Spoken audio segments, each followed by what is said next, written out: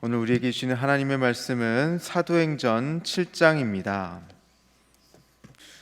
우리가 사도행전 6장에서 스데반이 하나님의 권능과 은혜와 권능이 충만하여 큰 기사와 표적을 행했을 때 9절 10절에 6장 9절 10절에 보면 구레네, 알렉산드리아, 길리기아, 아시아 등지에서 온 많은 유대인들이 스데반과 논쟁을 하면서 지혜와 성령으로 말함을 당하지 못함을 보고, 그리고 신성 모독죄로 공회에 세워서, 그리고 나서 지금 그렇게 대제사장에게 추궁받게 되는 장면이 바로 7장입니다. 그렇게 해서 7장 1절에서 대제사장이 이것이 사실이냐라고 묻자 스데반의 긴 변론이 시작되죠. 소제목에는 스데반의 설교라고 되어 있습니다. 오늘 이 내용 본문을 함께 간추려서 살펴보고자 합니다. 스데반은 먼저 아브라함을 언급하죠. 아브라함은 하나님께서 부르셨습니다. 영광의 하나님을 메소포타미아에서 만났고, 하나님께서 내 고향과 친척을 떠나 내가 내게 보일 땅으로 가라 이렇게 말씀하셨을 때 순종하였습니다. 이렇게 자신들의 조상 아브라함은 하나님께 온전히 순종했습니다. 그리고 하나님은 그에게 5절에서 땅을 후손에게 주신다 약속하셨죠. 그리고 6절에서 후손이 다른 땅에서 나그네가 되어 400년간 종살이를 하겠다 또 말씀하십니다. 하나님은 아브라함에게 약속하신 대로 이삭을 허락하셨고, 할례 언약을 통해서 아브라함의 후손이 하나님의 백성이 되는 그런 은혜를 주셨습니다. 이삭은 야곱을 낳고 야곱은 12조상을 낳았습니다. 스데반은 9절에서 여러 조상이 그런데 이 요셉을 시기하여서 요셉을 애굽에 팔았다라고 말씀하죠. 우리가 다 아는 말씀입니다. 근데 10절에서 스데반은 하나님께서 요셉과 함께 하셨고 모든 환난에서 건져내셨으며 애굽 왕 바로 앞에서 은총과 지혜를 주셔서 결국 애굽과 자기 온 집의 통치자로 세우셨다라고 말하고 있습니다. 요셉이 여러 조상들에게 시기를 받고 애굽으로 팔렸다는 것은 예수님께서 유대인들에게 시기를 받고 십자가에 못 박히셨음을 떠올리게 합니다. 게다가 하나님께서는 요셉을 팔아넘긴 여러 조상들과 함께 하신 것이 아니라 요셉과 함께 하셨음을, 팔아넘긴 요셉과 함께 하셨음을 강조하고 있는 것입니다. 결국 요셉은 애국과 자기 온 집의 통치자가 된 것처럼 예수님께서 온 세계와 유다의 통치자가 되심을 반대로 말하고 있는 것이죠. 그리고 나서 스데반은 20절부터 모세의 이야기로 넘어갑니다. 모세는 바로의 딸에게 건져져 애굽의 왕실에서 자라며 모든 지혜를 배우고 나이 40이 되었을 때 동족 이스라엘 자손을 돌볼 생각이 들었다라고 진술합니다. 24절부터 모세가 형제들을 구원하려 노력하였으나 오히려 정죄를 받고 도주를 하게 됩니다. 미디안에 정착하여 40년을 지내다가 광야 가시나무 떨기 불꽃 가운데서 하나님의 음성을 듣고 다시 애굽으로 가서 이스라엘 백성을 건져내는 사명을 받게 됨을 밝힙니다. 이 이야기를 유대인이 모르는 사람이 있겠습니까? 그런데 35절에 이렇게 또 말씀을 이어갑니다. 그들의 말이 누가 너를 관리와 재판장으로 세웠느냐 하며 거절하던 그 모세를 하나님은 가시나무 떨기 가운데서 보이던 천사의 손으로 관리와 속량하는 자로서 보내셨으니, 하나님은 모세를 거절하던 이스라엘 백성들 앞에 40년 후에 다시 세워주셨습니다. 관리와 속량하는 자로서 그들을 구원하는 자로 세우셨다는 것입니다. 37절에 모세는 이스라엘 자손에 대하여 하나님이 너희 형제 가운데서 나와 같은 선지자를 세우리라 말하였다고 합니다. 스데반이 이렇게 얘기하는 것은 바로 예수님이, 예수 그리스도께서 모세가 말한 나와 같은 선지자로서 이 땅에 오셨음을 말하고자 함이었습니다. 예수님이 바로 유다와 온 세계를 다스리고 속량하시는 분이십니다. 38절에서 스데반에 따르면 예수님은 그는 유대인들의 조상들이 시내산과 광야교회에 있었을 때 살아있는 말씀을 전하여 주시던 바로 그 분이라는 것입니다. 그런데 39절에서 41절에서 스데반은 자신들의 조상들이 모세에게 복종하지 않았고 애굽으로 마음을 향하여 아론을 충동하여 우리를 인도할 신들을 우리를 위하여 만들라고 하였고 금송아지 우상을 만들어서 그 앞에서 제사하고 자기 손으로 만든 그 금송아지 우상을 기뻐하였다라고 말하고 있습니다. 44절 45절에서 스데반은 하나님께서 광야에서 모세를 통해 조상들에게 증거의 장막을 만들게 하셨다고 합니다. 하나님께서 허락하신 증거의 장막을 통해 가나안 땅에 이르고 다윗을 그 땅을 정복하고 다윗 때까지 이르렀다라고 말하고 있습니다.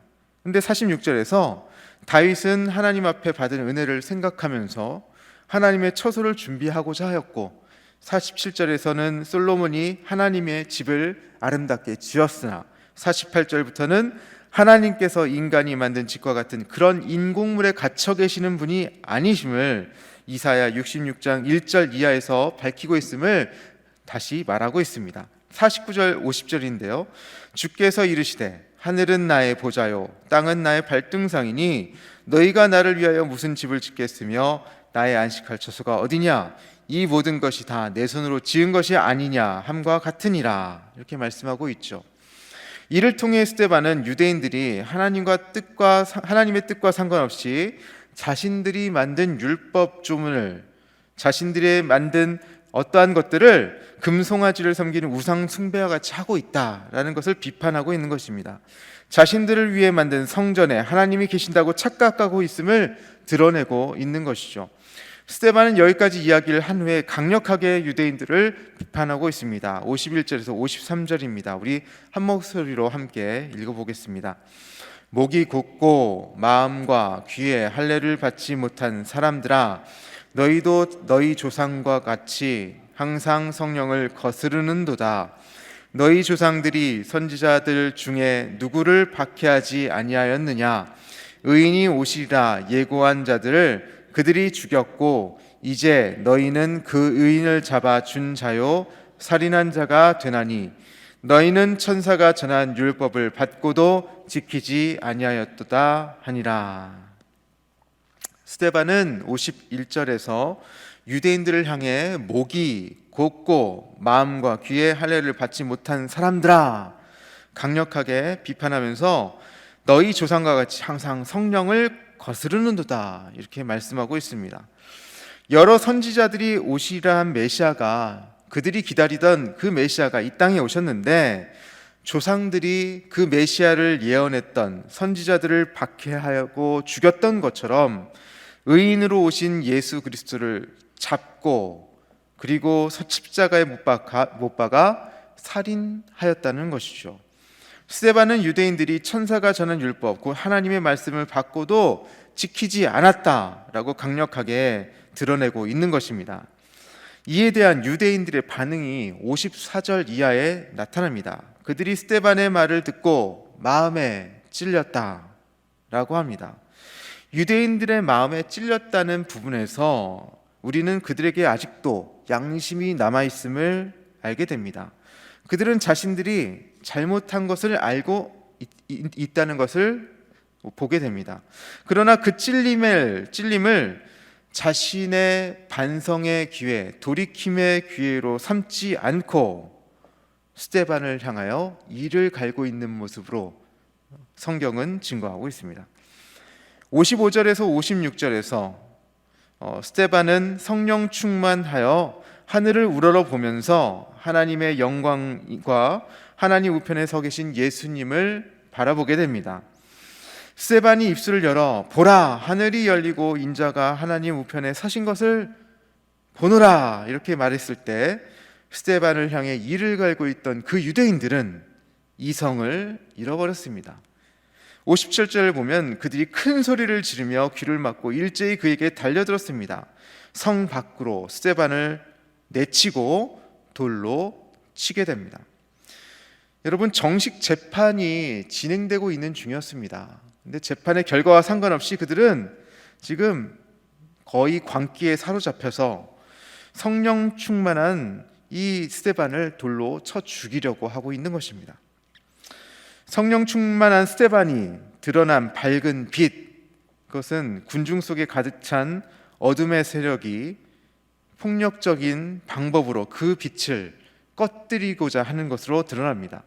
그렇게 충동적으로 무질서하게 광기 속에서 선량한 스데반, 의로운 스데반은 죽임을 당하게 되었습니다. 그 마지막 순교의 순간에도 스데반은 하늘의 하나님을 바라보며 기도합니다. 우리 59절, 60절의 말씀을 함께 읽어보겠습니다. 그들이 돌로 스데반을 치니 스데반이 부르짖어 이르되 주 예수여 내 영혼을 받으시옵소서 하고 무릎을 꿇고 크게 불러 이르되 주여 이 죄를 그들에게 돌리지 마옵소서, 이 말을 하고 자니라. 아멘.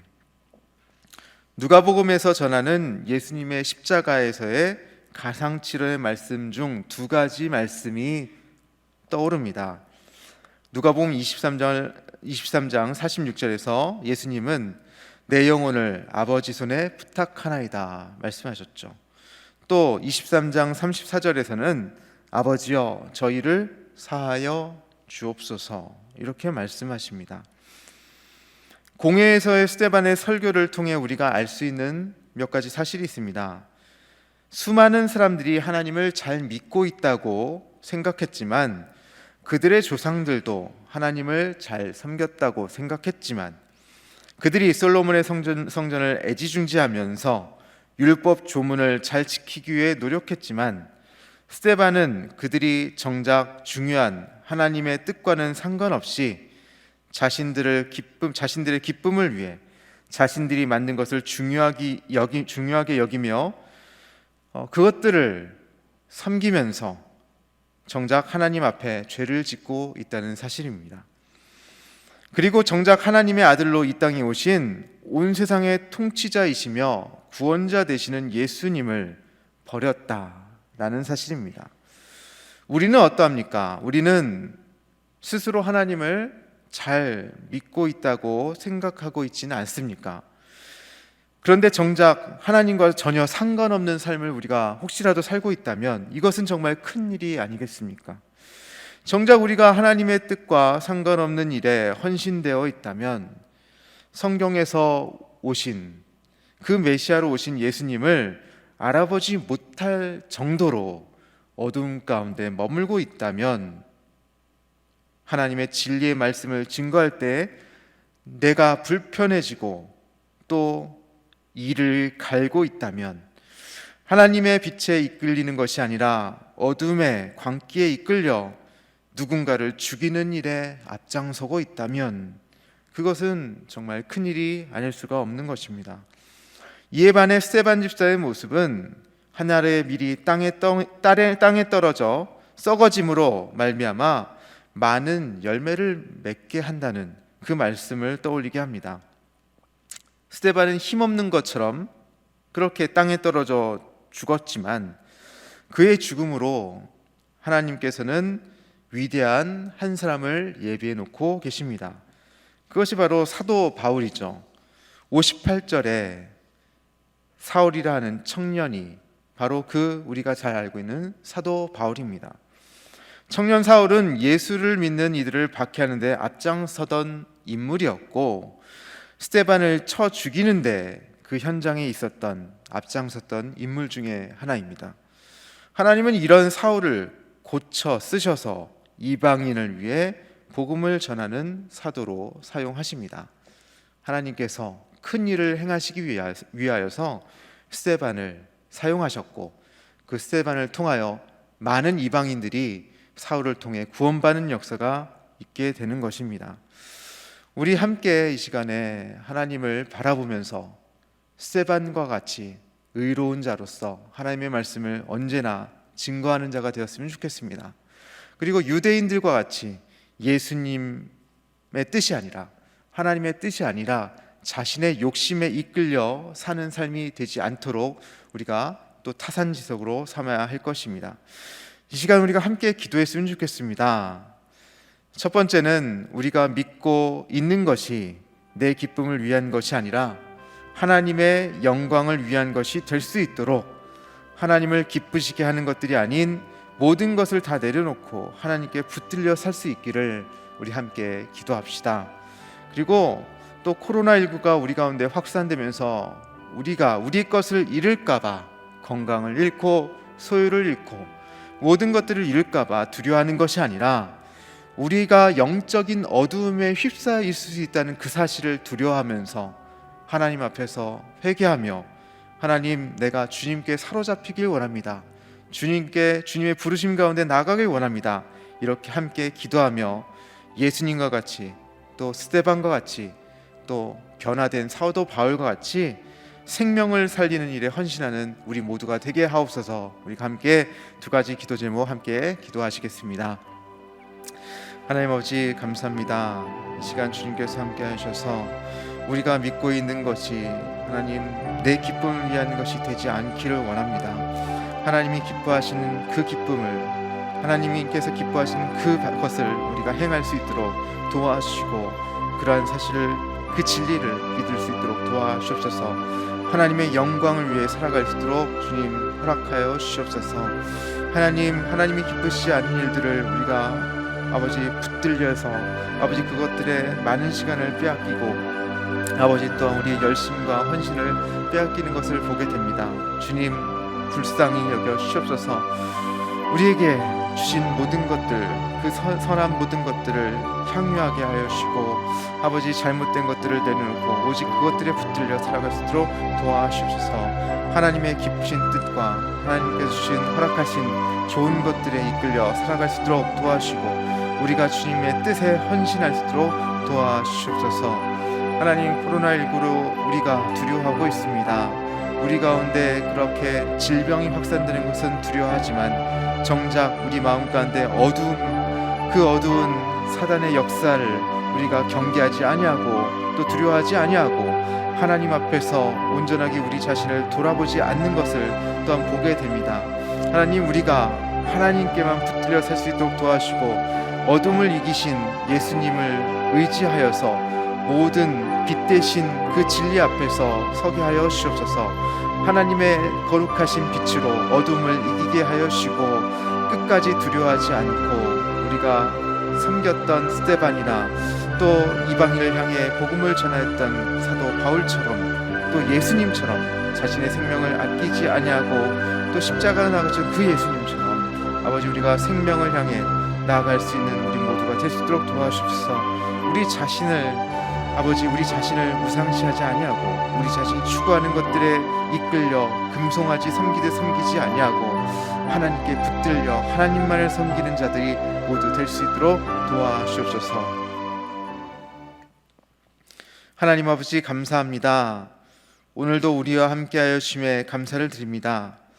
하나님, 우리가 하나님께서 기뻐하시는 것에 이끌리지 아니하고 우리의 뜻과 우리의 주장과 우리의 생각과 우리의 경험에 이끌려 우리가 만든 어떠한 우상을 섬기고 있었던 것은 아닌지 바라보게 됩니다. 주님, 용서하여 주옵소서. 하나님, 다시 한번 주님의 말씀 가운데 우리가 나아가게 하시고, 하나님의 사람들처럼 어떠한 가운데서도 하나님께서 약속하신 바를 믿고 따르며 어떠한 상황에서도 굴하지 아니하고 두려워하지 아니하고 주님의 뜻에 따르며 주님 뜻에 이끌려 살 수 있도록 도와주시옵소서. 예수님의 모습을 닮아 십자가의 길을 기쁨으로 걸어갈 수 있게 하시고, 스데반의 모습을 닮아 어떠한 가운데서도 담대하게 하나님의 말씀을 전하는 자가 될 수 있도록 도와주옵소서. 우리 주변 이웃들에게 예수님의 사랑과 예수님의 진리를 증거하게 하옵소서. 또한 우리의 그러한 헌신과 말씀의 헌신과 진리의 헌신으로 인하여서 우리 주변이 살게 하여 주시고 생명이 다시 한번 열매 맺는 그런 역사를 허락하여 주옵소서. 우리 교회를 통해 그러한 일들이 풍성하게 이루어질 수 있도록 도와주옵소서. 코로나로 인하여서 우리가 겁나하고 두려워하고 있는지는 모르겠습니다. 뉴스에 우리의 귀를 늘 들이대며 하나님, 우리가 우리 자신의 안위만을 생각했던 것은 아닌지요. 이럴 때일수록 기도의 자리로 나아가게 하시고, 또한 코로나로 인하여서 실제로 고통받고 있는 사람들을 위해서, 또 이 나라 이민족을 위해서, 온 열방을 위해서 기도하는 자들이 될 수 있도록 도와주옵소서. 하나님의 뜻이 이 가운데 진리로 영으로 설 수 있도록 하나님 도와주옵소서. 우리의 기도를 통하여서 하나님 이 나라 이민족이 살게 하여 주시고 온 백성이 다시 한번 주님을 바라보게 하여 주옵소서. 오늘도 주님께서 함께 하신 것을 믿사오며 예수님의 이름으로 기도합니다. 아멘.